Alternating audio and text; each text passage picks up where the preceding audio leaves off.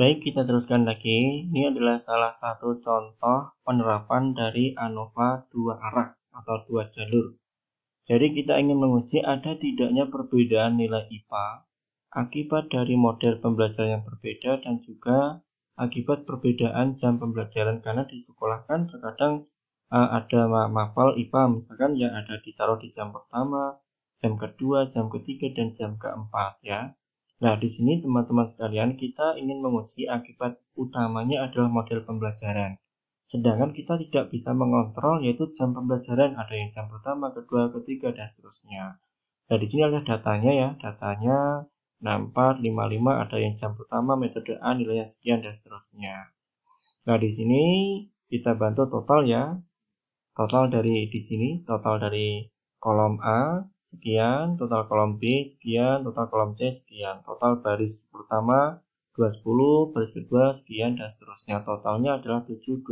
Jadi total dari masing-masing semua data di sini kita jumlahkan ketemunya adalah 720. Nah, di sini untuk hipotesisnya, langkahnya kita ingin menguji uji kolom dan uji baris H0, H1.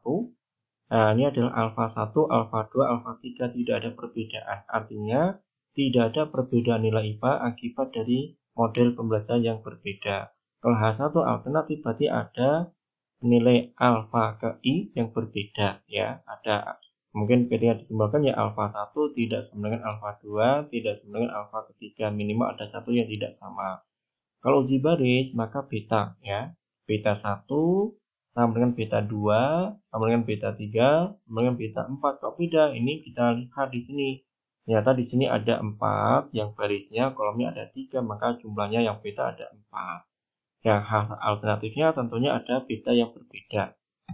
Nah, di sini kita bantu tabel teman-teman sekalian ya. Di sini adalah tabel tadi ya, nilainya masing-masing. Nanti kita cari totalnya, baik total kolom ya, total kolom A.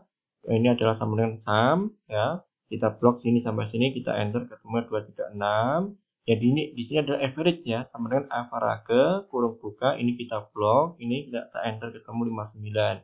Nah, di sini kita blok ya, dua sel ini kita drag ke sini ketemu semua ya. Yang sini juga sama ya. Ini kita sama dengan sum, kita jumlahkan kita blok ini, kita enter, kemudian ini adalah average ya. Kita blok ke sini, kita enter ketemunya sekian. Jadi 210 ada 3 kelompok ya. Ada 3, maksudnya kelompok jam kelompok model pembelajaran ada 3, maka 20 bagi 3 ketemu 70 ya. Ini kita blok, kita drag ke bawah ketemu semua. Totalnya adalah yang di sini kita jumlahkan semuanya. Dari sini atau dari sini sama saja, ketemunya 720.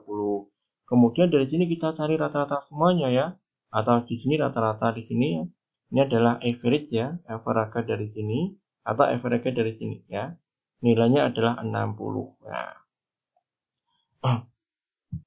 Oke, jadi nilai rata-rata ini boleh diambilkan dari sini ya, kita jumlahkan bagi 4, atau dari sini kita jumlahkan bagi 3, atau dari sini ya, kita jumlahkan masing-masing, kita bagi dengan, berarti ada berapa jumlah nih, ada 12 ya, dengan 4, ini ada 3 ya, atau pakai SK sama dengan average, kita blok sini ya, boleh ketemu 60. Kemudian di sini kita kolom A ya, kolom A kurangi dengan rata-rata ya, maka 64 kurangi dengan 60 kan ketemunya 6, kita kuadratkan ketemu 36.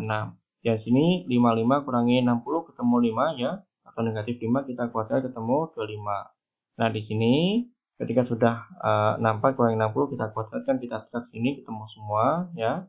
Kemudian di sini juga sama, 144 ini adalah hasil dari 72 kurangi 60 ya, 12 kuadrat, ini juga kita blok ini. Yang sini adalah 74 ya, 74 kurangi 60 ya, kuadratkan, berarti ada 14 kuadrat ketemu 196. Kita blok drag ke bawah juga ketemu semua.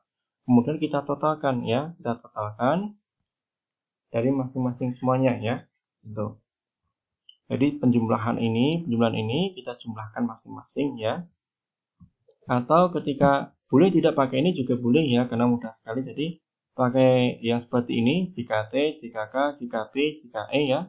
Rumusnya ini adalah 64 min 60 kuadrat plus 55 min 60 kuadrat, dan seterusnya ketemunya 682. Yang JKK jumlah kuadrat kolom ya, maka di sini kolom itu simbolnya R, nanti untuk yang kolom itu katanya dengan jumlah baris ya. Maka rumusnya ini sigma TI kuadrat dibagi R min sigma T kuadrat ya, sigma T dikuadratkan dibagi RC. Maka di sini untuk yang TI untuk yang jumlah kolom ya, maka di sini ada 3 kolom teman-teman sekalian. Nah, di sini ya 236, 252, 232 ya. Maka di sini 236 kuadrat plus 252 kuadrat plus 232 kuadrat ya. Jadi kemudian dibagi dengan R, row atau baris bagi dengan 4. Min sigma T dikuadratkan, jadi total semua data ya tadi 720 ya. Di sini kita kuadratkan ya, kemudian bagi dengan R kali C. R-nya 4, C-nya ada 3 bagi, pembaginya 12, ketemunya 56. Kemudian yang JKB ini sigma TC ya, dibagi dengan C, min sigma T dikuadratkan dibagi RC. Jadi C ini simbolnya untuk yang baris ya. Jadi kembali ke sini ya, jadi 210 ya, 159, 183, 168 ya. Nah, di sini. Nah, pembaginya adalah untuk kolom. Jadi kolom ini katanya pembaginya baris, kalau baris pembaginya kolom. Ada berapa kolom? Ada 3 ya. Maka pembagiannya 3 min sigma T dikuadratkan bagi RC ya. Ketemunya adalah 498. Kalau JKE ya JKT min JKK min JKB ketemunya 108. Nah, dari sini kita masukkan di ringkas dalam namanya tabel ANOVA. Jadi kolom artinya model pembelajaran, baris jam pembelajaran, ini adalah error atau galat kemudian total. Di sini ya kita masuk aja jumlah kolom tadi rumusnya pakai rumus yang tadi yang di awal ya teman-teman sekalian. Nah, di sini adalah C-1, R-1, kemudian ini adalah C-1 kali N-1, kemudian NC-1. Nah, ini adalah panduannya. Nah, di sini derajat kebebasannya tadi ya. Ini C-1 ya. Kemudian di sini adalah R-1 ya. Ada 4-1, ini 3-1 ya. Errornya ya tadi ini dikalikan ya, 2 kali 3 ketemu 6. Ini adalah jumlahan dari sini. Jadi jumlah kuadratnya, jumlah kuadrat kolom, jumlah kuadrat baris, jumlah kuadrat error ya. Dari sini ya. Jumlah kuadrat mana nih? Jumlah kuadrat kolom 56, jumlah kuadrat baris ya ada 498 ya. Jumlah kuadrat error ya ada 108 ya. Kemudian totalnya ya kita jumlahkan di sini. Nah, kemudian kuadrat tengahnya adalah rumus yang tadi. Kuadrat tengahnya di sini. Kuadrat tengah ya JKK atau di sini dibagi C-1. Kemudian kuadrat tengah untuk baris JKB ini dibagi dengan derajat kebebasannya R-1 dan seterusnya ya. Nah, kita kembali ke sini. Nah, di sini teman-teman ya. Ini adalah 58 bagi 2 ketemu 28. 498 bagi 3 ketemu sekian. Errornya 108 bagi 6 ketemu 18. F hitung ini adalah nilai 28 bagi 18, 166 bagi 18 gitu ya. Nah, ketika menggunakan SPSS tidak beda jauh ya. F di sini kita potong ini ya, F model pembelajaran atau F kolom, F barisnya sekian. Nah, di sini F model 1,56, barisnya 9,22 ya. Nah, di sini. Nah, 1,5, 9,22. Nah, dari sini F tabelnya untuk yang tadi ya 5%. Kemudian untuk yang kolom 2,6 ya.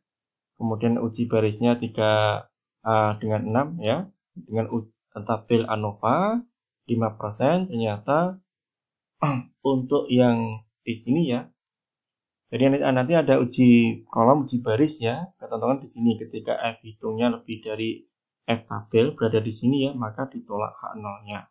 Atau nilai signifikansinya kurang dari alfa ya, maka ditolak. Nah, sehingga kesimpulan pertama ya kan 1,56 ya.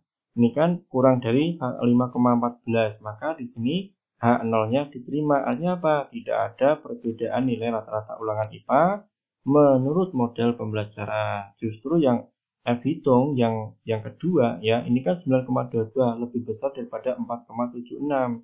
Ini adalah F-tabel ya, F-tabelnya 4,76. Nanti teman-teman harus tahu bagaimana menggunakan tabel ANOVA. Lebih besar berarti darah-darah yang diakhir, artinya apa? H0-nya ditolak, artinya apa? Ada perbedaan nilai rata-rata ulangan IPA antar jam pembelajaran. Baik, ini materi yang harus dipelajari teman-teman, yaitu ANOVA satu jalur, baik dengan jumlah sampel yang sama atau jumlah sampel yang berbeda.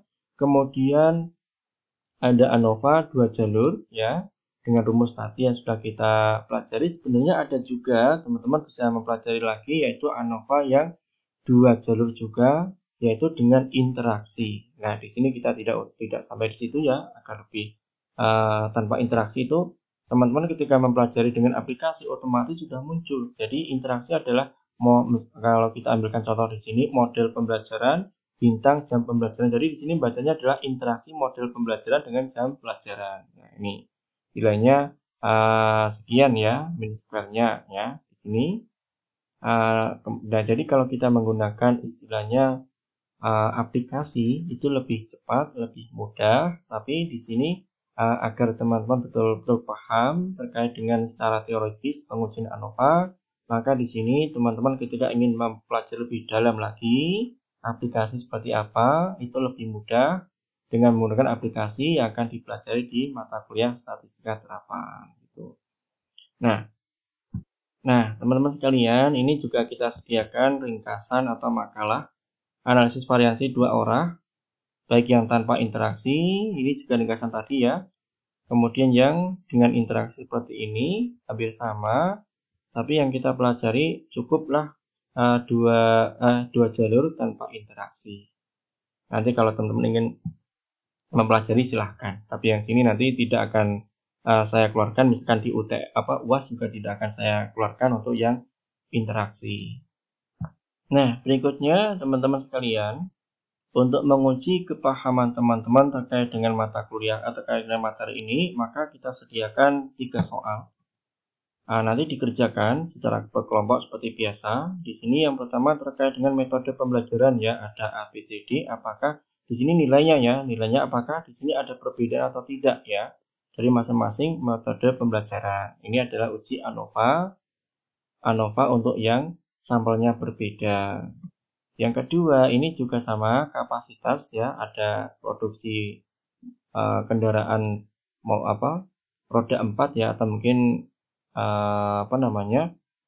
ada truk atau Mitsubishi, Toyota dan Honda. Di sini kapasitasnya sekian. Ada tidaknya perbedaan kapasitas dari masing-masing truk ya. Maka di sini juga ANOVA, ini jumlah sampel, ini ANOVA satu arah, jumlah sampel yang sama. Kemudian yang ketiga ini adalah untuk ANOVA 2 jalur ya, akibat uang saku, akibat yang juga asal daerah ya. Apakah ada tidaknya perbedaan? Maka di sini ANOVA 2 jalur tanpa interaksi. Semuanya datanya kita asumsikan normal dan juga homogen. Baik, ini kuliah kita terkait dengan materi analisis varian atau ANOVA, baik yang 1 jalur atau 2 jalur, baik yang jumlah sampelnya sama atau berbeda. Mudah-mudahan bermanfaat dan nanti dikerjakan soalnya. Kemudian untuk pembagiannya, ini kan ada 3 soal dan ada 9 atau 10 kelompok yang nanti berurutan ya. Kelompok 1, 2, 3 berarti 1, 2, 3 ya, nomor 1, 2, 3. Kelompok 4, 5, 6 maka ya nomor 1, 2, 3 lagi. Kemudian 7, 8, 9 ya kelompok berarti nomor 1, 2, 3. Artinya mengulang terus ya, mengulang. Sampai dengan kelompok 10 berarti kalau kelompok 10 berarti nomor 1 lagi. Baik, ini dari saya mudah-mudahan bermanfaat. Nanti kalau ada hal-hal yang belum jelas silahkan ditanyakan lewat WA gitu. Terima kasih dan wassalamualaikum warahmatullahi wabarakatuh.